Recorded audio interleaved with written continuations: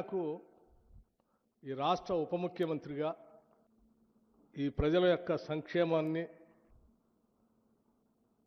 పాలనని ముఖ్యంగా సింగరేణి సంబంధించిన ఆస్తుల్ని కాపాడాల్సినటువంటి వ్యక్తిగా వీటన్నిటిని చూస్తూ ఉంటే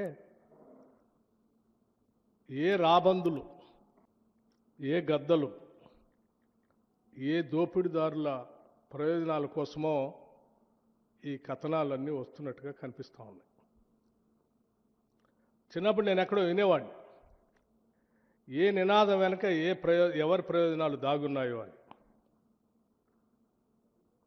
ఏ నినాదం వెనక ఎవరి ప్రయోజనాలు దాగున్నాయో అని. ఈ తొలి పలుకుల రాతల వెనక ఎవరి ప్రయోజనాలు దాగున్నాయో నాకు తెలియదు, కానీ ఇటువంటి రాతలతో తెలంగాణ సంబంధించినటువంటి అతిపెద్ద ప్రభుత్వ రంగ సంస్థ పైన నిందలు మోపే క్రమంలో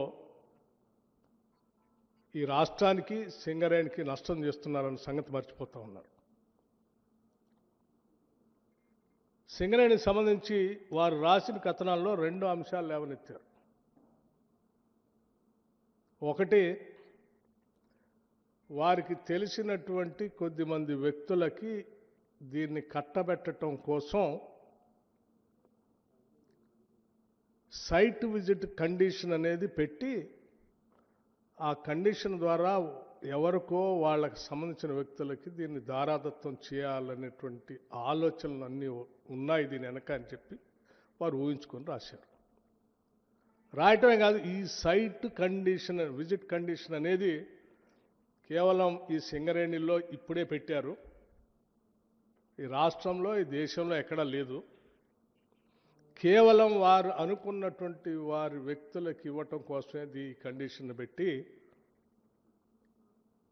ఈ కార్యక్రమం అంతా సింగరేణిని దోషిపెట్టడం కోసం ప్రయత్నం చేస్తున్నారని ఒక దాని చుట్టే తిప్పారు.